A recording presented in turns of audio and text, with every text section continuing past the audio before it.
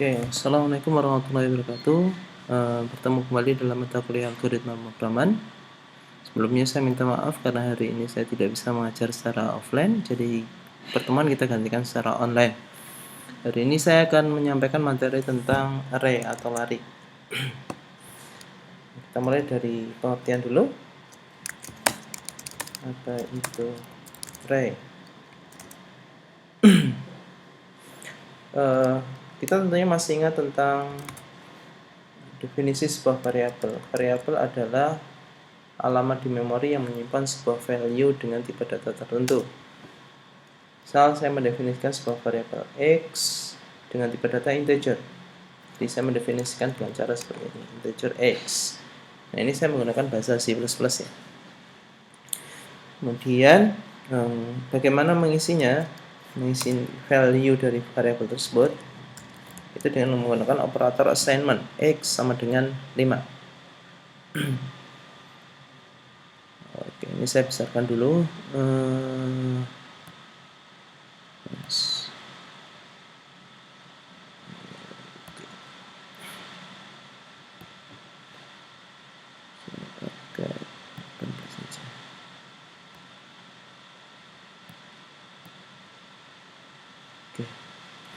X sama dengan 5. Kalau saya membuat kode lagi, misalnya X sama dengan 10, kan nilai X nya dari 5 jadi 10. Jadi nilai 5 nya dihapus, digantikan dengan nilai 10. Bagaimana kalau kita ingin menyimpan lebih dari satu value dalam satu variabel? Menyimpan, nah pertanyaannya bagaimana menyimpan sebuah value, bagaimana menyimpan beberapa value dalam satu variabel. Misalnya nilai alpro mahasiswa. Nilai alpro mahasiswa kan tidak hanya satu. Ada nilai alpro, ada nilai tugas, ada nilai yang lainnya dan seterusnya. Jadi nilai alpro mahasiswa itu lebih, atau satu kelas ada 10 mahasiswa, kita ingin menyimpan nilai alpro dari ke 10 mahasiswa itu. Bagaimana caranya? Tentu saja tidak bisa menggunakan dengan menggunakan variabel seperti ini, biasa seperti ini. Kita harus menyimpannya dengan menggunakan mekanisme yang lain. Karena kalau kita menggunakan variabel seperti ini, hanya bisa menyimpan satu buah nilai. Nah, karena itu kemudian diciptakanlah sebuah array. Di array itu adalah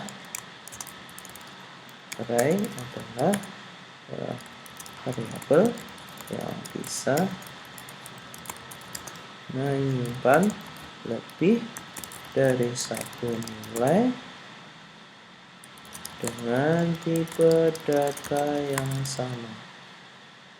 Jadi diingat, menyimpan lebih dari satu nilai tapi tipe datanya sama. Contoh, jadi cara mendeklarasikannya seperti apa? Nah, misalnya di sana ada x, saya membuat sebuah variabel baru namanya y. Nah, y 10. Nah, ini menunjukkan bahwa artinya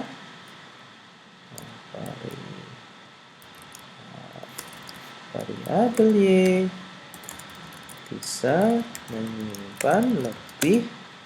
menyimpan 10 value dengan tipe data integer.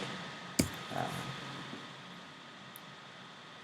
jadi hanya integer, jumlahnya 10. Lalu bagaimana cara menggunakannya?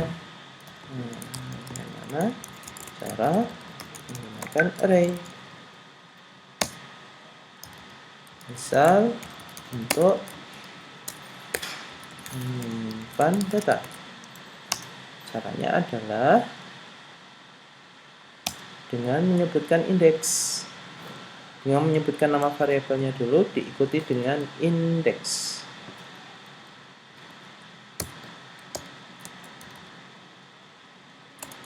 Apa itu index array? Nah, index array adalah penunjuk lokasi elemen. Oke, 10 integer y10 ini maksudnya adalah y itu bisa digunakan untuk menyimpan 10 value. Satu value itu sama dengan satu elemen. Value itu sering disebut dengan elemen. Nah, bagaimana menunjukkan misalnya kalau y10 berarti ada 10 elemen. Elemen ke-1, elemen kedua, elemen ketiga, dan seterusnya. Bagaimana caranya menunjukkan kita ingin mengisi elemen ke-1? Nah, caranya adalah dengan menunjukkan indeksnya. Y0 itu berarti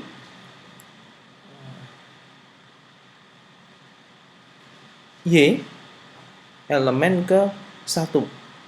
Karena indeks array itu dimulai dari 0. Jadi kalau ada Y10 berarti indeksnya dari mulai 0 sampai 9. Kenapa? Karena 10 elemen. Ya, kalau kita hitung 0, 1, 2, 3 dan seterusnya sampai 9 itu ada 10 elemen.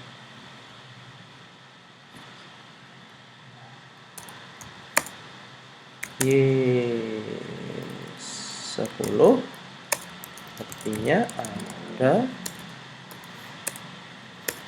10 elemen dengan nomor indeks mulai dari 0 sampai 9. Gitu.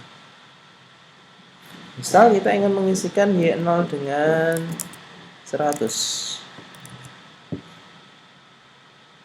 Apa artinya Y0 sama dengan 100? Berarti Y elemen ke-1 atau Y indeks ke-0 itu mempunyai value atau diisi value 100. Misal kita buktikan cout nilai elemen ke 1 atau indeks ke 0 adalah Y0.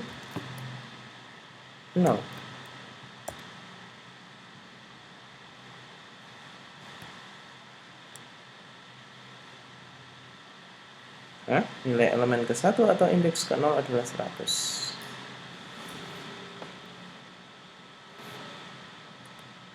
Nah, bagaimana kalau misalnya kita ingin mengisikan seluruh elemennya dengan nilai tertentu misalnya?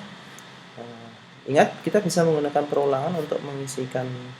Kalau elemennya ada 10 mungkin masih bisa kita isi secara manual ya. Y0 sama dengan 100 dan seterusnya. Tapi kalau kita menuliskan kodenya, kita selalu menuliskan kodenya. Bagaimana kalau elemennya jumlahnya 100 dan 10? Bagaimana kalau elemennya jumlahnya 1000 dan lebih banyak lagi? Tentunya tidak mungkin kita isi secara manual seperti itu. Kita bisa memanfaatkan perulangan untuk mengisi array tersebut. Sebagai contoh misalnya, saya mendefinisikan sebuah variabel baru namanya counter 0 while counter kurang dari 10. Ini cin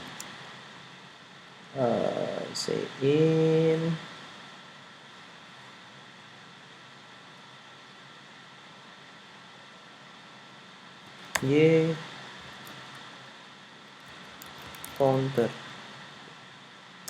Oke. Counter 11. Kalau ini untuk mengisi elemen array dengan perulangan. Oke. Menampilkan isi elemen array dengan perulangan. Langsung saja integer, saya set lagi counternya sebagai 0. Oke, 0.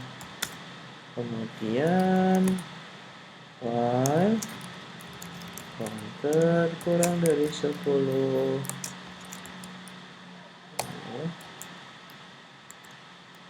Say out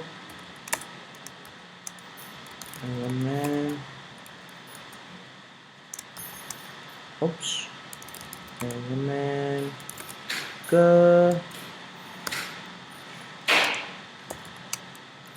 counter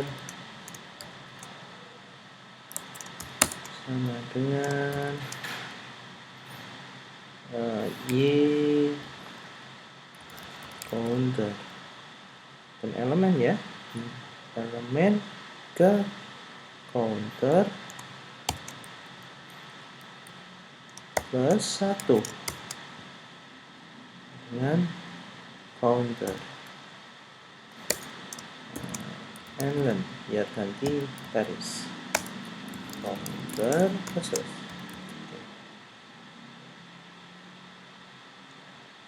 Kita coba jalankan. Ini saya matikan dulu. Oke, kita coba jalankan.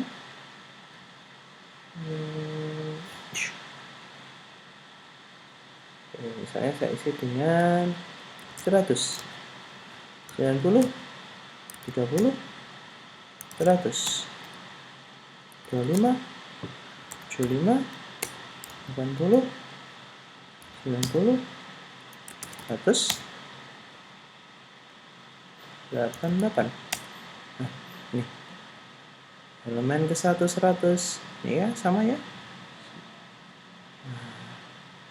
Jadi kenapa kita kemarin belajar tentang perulangan, salah satu fungsinya adalah untuk melakukan hal-hal yang seperti ini.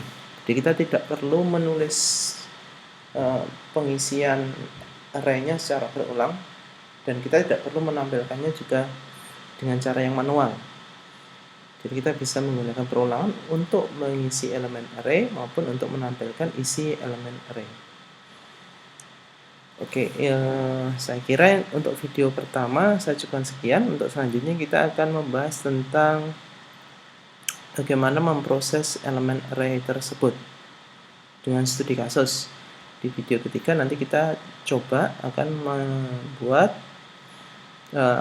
mempelajari array 2 dimensi.